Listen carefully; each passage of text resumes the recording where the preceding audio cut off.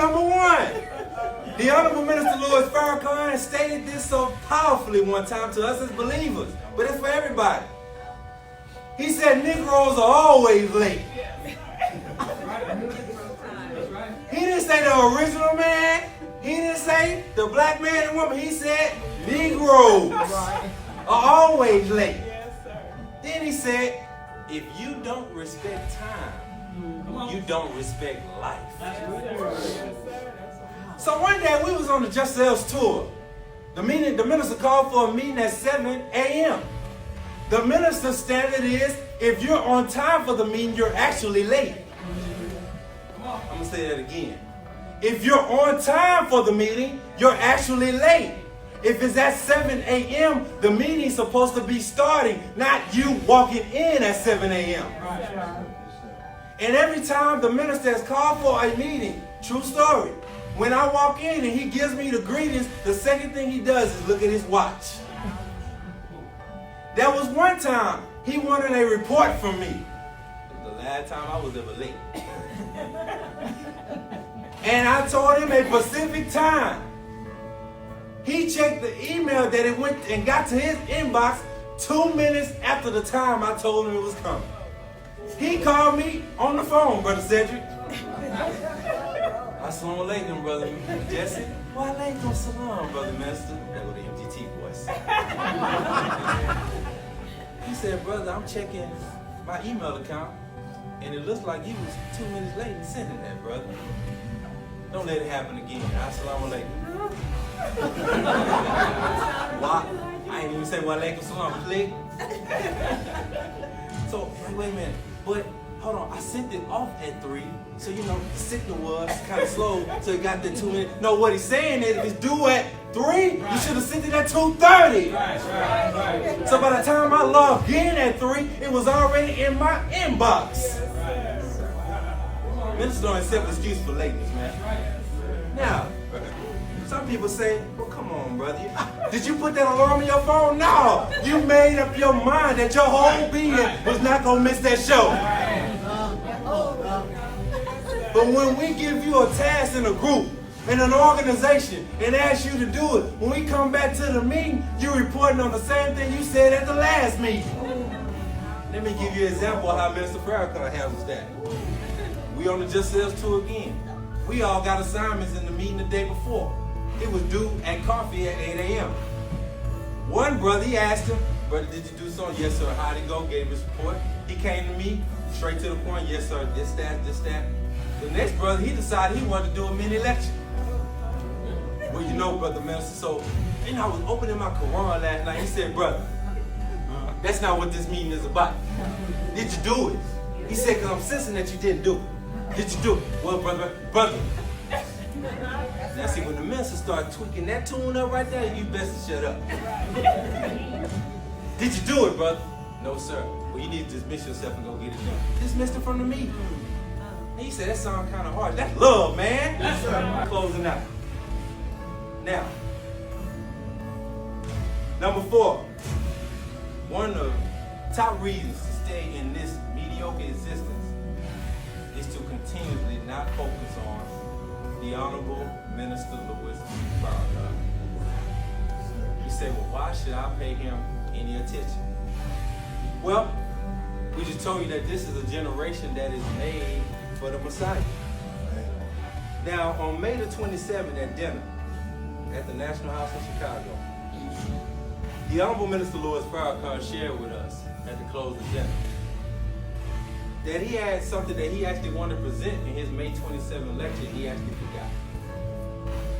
There's a rabbi, Jewish rabbi, who actually made his transition in March, who presented him with this chalice, cup, and this plate with this inscription on it. This rabbi now, with all of the satanic Jews that hate the minister, have been attacking him left and right. This rabbi wrote this inscription on this plate, and he gave us permission to take pictures of it. He said to the Honorable Minister Louis Farrakhan, you are the Messiah of the world. Man, I'm gonna let that sink in real quick. This is a Rabbi, sayings of the minister. Now this rabbi is out of New York. Was out of New York, not a lightweight man. He actually had upwards of 30,000 followers in a sect, and part of his sect was, part of their beliefs was that Israel should have never been created as a state until the arrival of the Messiah. Woo! So he has called the minister the Messiah of the world, and to every human being who wants to be civilized. Your friend and admired Rabbi Shlomo Mordechai Hagar. You say, well, what will paying attention to Minister Farrakhan do for me? I'm in the Nation of Islam. That's really irrelevant. Even though you are in the Nation of Islam. Come on now.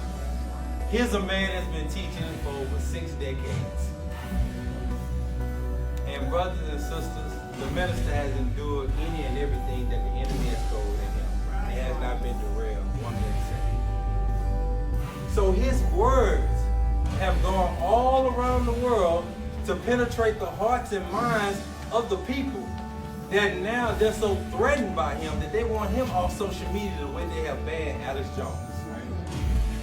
But the difference is that they have seen that people have commented. Like with his recent message at Reverend Willie Wilson's church, there was people who left comments. They said, if this man is not Jesus, then he never existed. You didn't hear me. One person said that this man has given me more life than I have received in any church in my whole existence of 54 years. Another person said that when the minister speaks about Jesus, it's as if he's talking about himself.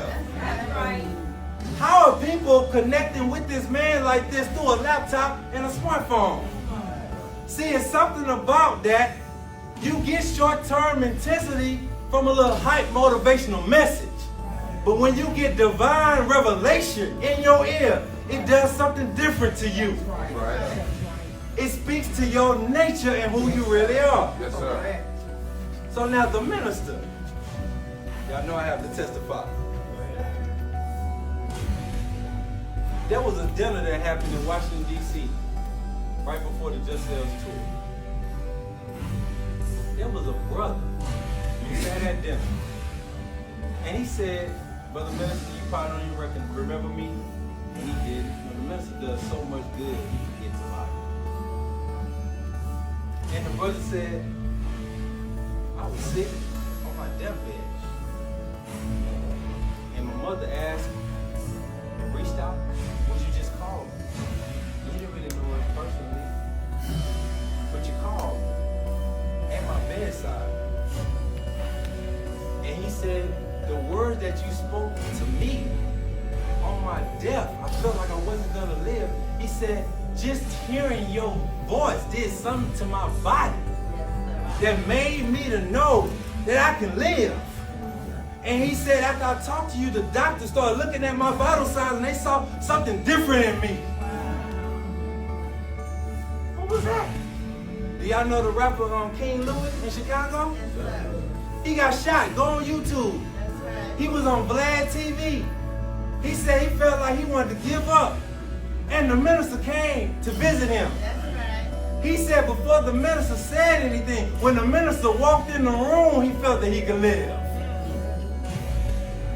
Watch it. So here's a man, this messianic figure, that has this electrical energy about him that gives life. And if you are of that generation, we have the same power. So if you want to be one of those little messiahs, we have to now cut out all foolishness. Yes, sir. So the minister said that lateness must be combated. Now we're going back over the step. And he told us this at the table. He said, I love being on time because it shows respect for you. That's right. So the minister recently said, with the Aretha Franklin funeral, he was there for 9 hours, brother sitting, but he got there at 9:30. Woo!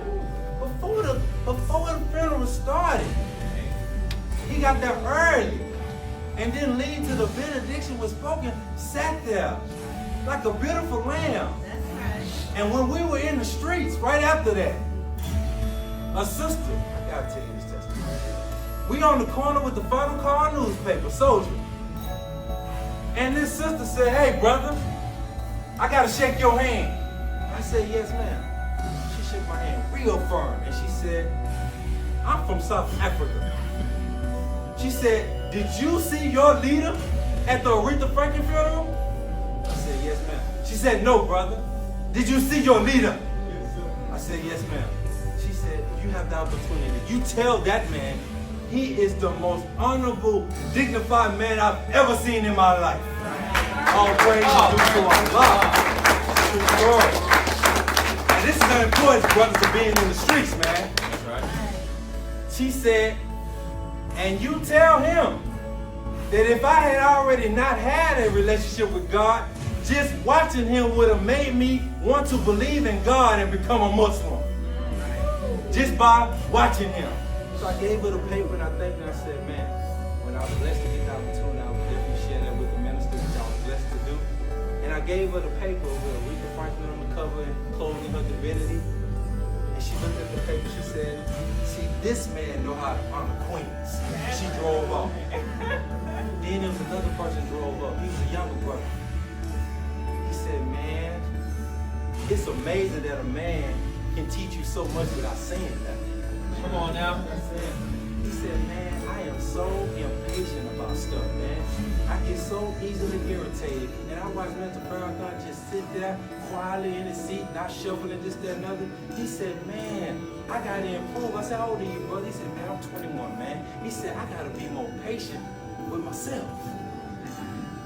See, Minister Farrakhan was teaching a lesson on self-improvement just by sitting there. So then, lastly, the minister talked to us about procrastination. We were at his farm, and he said one of the main problems with young people, he said, you young ones, you wait too long to do something that you can get done right now. He said, I'm a man that has a lot of things to do, and if I see that I can get something done, he said, I'm not going to wait, I'm going to get it done now. So he said, quit wasting time in your life. Quit acting like something is guaranteed to you. Go ahead and get it done in that day. And he said, look and watch how you will feel about yourself. Counterfeit motivation. The minister, he said, boy, you'll talk a lot about Minister Farrakhan. You sure are right. What else you want me to talk about? They asked him one time at the table. He was up almost 2 in the morning in Miami. But the minister had spoke 4 times that day. He had just started eating his dinner because he was so fired up by his work. He forgot to eat.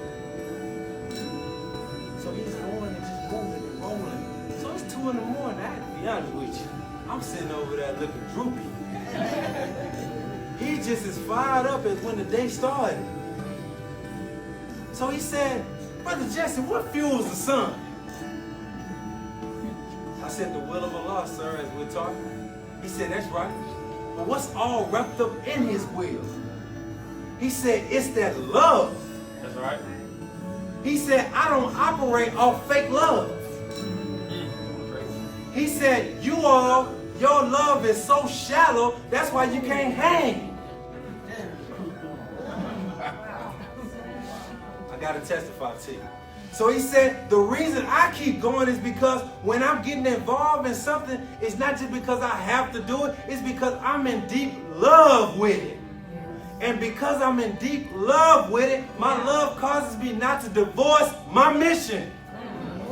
So he said, whatever has to be done that I have to do to overcome, to stay in connection with my mission, I'm going to be found doing that because I'm in love. So he said, out of all the stuff y'all doing in your life, do you really love what you're doing?